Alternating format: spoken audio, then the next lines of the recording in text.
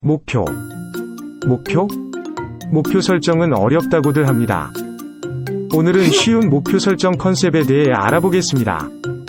엄마가 아이에게 심부름을 시키는데 당근을 구입하는 일에 대해 목표를 한번 정해봅시다. 닭볶음탕 재료인 당근을 적당히 잘 사와야 하는 업무입니다. 이를 정확히 잘할 때까지 시킬 예정입니다. 이 일을 평가했을 때 무조건 C등급을 주고 영원히 부려먹을 방법을 지금부터 공개합니다. 자, 대충 아이에게 당근을 사오라고 하면 어떡하든 당근은 사올 것입니다. 아마도 그냥 딱 적당한 당근일 텐데 정말 아쉽다고 하면서 너무 많이 사와서 좋은 평가는 아니라고 말해줍니다. 아들이 다시 사왔는데 8,000을 주고 3kg를 샀네요. 아마 가격은 생각하지 못했을 텐데 너무 비싸서 잘 사온 건 아니라고 얘기합시다. 이번엔 적당한 양을 6,000원에 사왔네요. 그런데 어떡하죠? 별로 싱싱하지 않아서 잘못 산 거라고 얘기해 주도록 하지요. 이번에야말로 아이는 열심히 구입을 했는데 좋은 재료를 7,000원에 사왔네요. 하지만 이번엔 맛이 요리에 맞지 않아 잘 못 샀다고 할 수 있습니다. 정말 아이가 힘들게 사왔네요. 하지만 건강까지 고려해서 사왔어야 한다는 건 잘 몰랐나 봅니다. 이렇게 모든 경우에 잘 사오지 못했다는 평가를 할 수 있습니다. 그러니까 사실은 정말 적정한 시장 보기가 되려면 집 냉장고의 재고 현황도 봐야 되고 가격, 신선도, 맛, 건강, 요리와 궁합도 봐야 합니다. 사실은 이런 것을 모두 고려해서 구매가 가능한 것은 엄마나 가능합니다. 기대하는 수준이 높여버리게 되면 웬만큼 잘해도 항상 C등급을 만들 수 있다는 얘기입니다.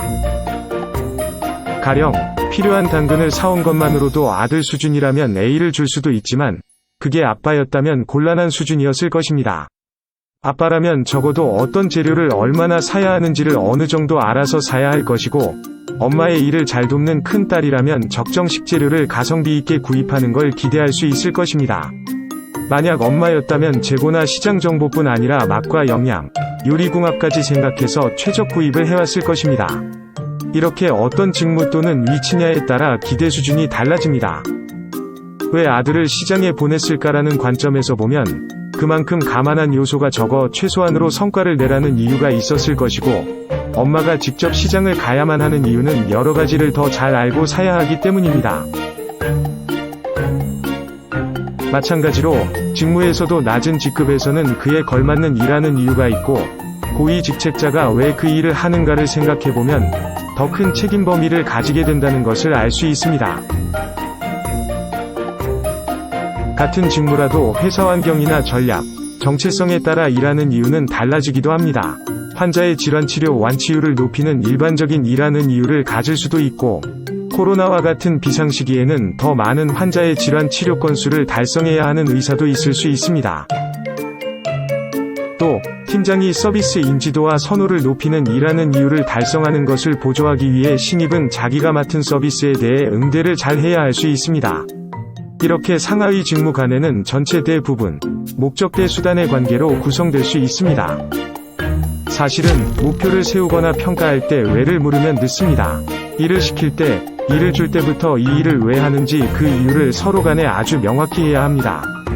목표가 어렵거든 왜를 찾아보십시오. 그것이 가장 쉽게 목표를 설정하는 방법입니다. 쉬운 목표 설정의 또 다른 방법론은 다음 시간에 또 공유드리겠습니다. 감사합니다.